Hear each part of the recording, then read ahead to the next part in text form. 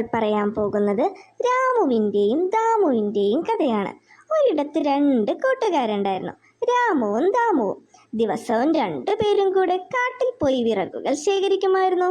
ഒരു ദിവസം പുല്ലും കെട്ടും പിടിച്ച് രാമു നിൽക്കുമ്പോൾ അങ്ങോട്ടേക്ക് പതിവ് പോലെ ദാമു വന്നു. ദാമു പറഞ്ഞു, എന്താ രാമു ഈ പുല്ലും കെട്ടും പിടിച്ചു നിൽക്കുന്നത്? അതവിടെ വെച്ചിട്ട് നീ വായോ, നമുക്ക് കാട്ടിലോട്ട് പോകാം. ഇത് കേട്ടതും രാമു പുല്ലും കെട്ട് അവിടെ വെച്ച് ദാമുവിൻ്റെ കൂടെ കാട്ടിലേക്ക് നടന്നു. കാട്ടിലൂടെ രണ്ടുപേരും കൂടെ നല്ല മരങ്ങൾ നോക്കി നടന്നു, വിറകുകൾ വെട്ടാൻ വേണ്ടി. കുറേ ദൂരം രണ്ടുപേരും നടന്നപ്പോൾ ക്ഷീണം കാരണം വിശ്രമിക്കാമെന്നും കരുതി നല്ല നീരൊഴുക്കുള്ള ഒരു സ്ഥലം കണ്ടെത്തി അവിടെ ഇരുന്ന് മതിയാവോളം വെള്ളമൊക്കെ കുടിച്ച് പരസ്പരം വർത്താനമൊക്കെ പറഞ്ഞ് സന്തോഷത്തോടെ ഇരുന്നു. കുറച്ച് സമയത്തിന് ശേഷം അവർ വീണ്ടും യാത്ര തുടരാമെന്ന് തീരുമാനിച്ചു. അങ്ങനെ രണ്ടുപേരും കൂടെ വീണ്ടും ഉൾക്കാട്ടിലേക്ക് നടന്നു. കുറേ ദൂരം ചെന്നപ്പോൾ അതാ രണ്ട് മരങ്ങൾക്കിടയിൽ നിറയെ സ്വർണങ്ങളുമായി ഒരു പെട്ടിയിരിക്കുന്നു. നിധി കണ്ടതും ദാമുവിൻ്റെ കണ്ണാകെ മഞ്ഞളിച്ചു. ഇത് എങ്ങനെയും എനിക്ക് സ്വന്തമാക്കണം. ആ സമയം രാമു അങ്ങോട്ടേക്ക് വന്നു. രാമു പറഞ്ഞു, എത്ര ആഭരണങ്ങളാ, ഇത് നമ്മൾക്ക് ദൈവം തന്നതാ. നമ്മൾ രക്ഷപ്പെട്ടു ദാമു, നമുക്കിനി സന്തോഷത്തോടെ കഴിയാം. നമുക്കൊരു കാര്യം ചെയ്യാം, ഇത് രണ്ടു പേർക്കും കൂടെ പകുതിയായി എടുക്കാം.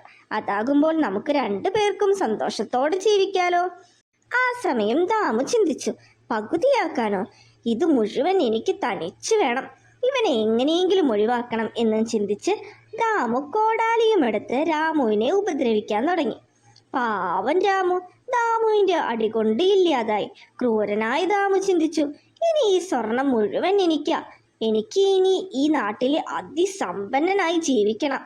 ആ സ്വർണം കൊണ്ട് എന്തൊക്കെ ചെയ്യാമെന്ന് ആലോചിച്ച് സ്വപ്നവും കണ്ട് ദാമു അവിടെ മതിമറന്നു നിന്നുപോയി.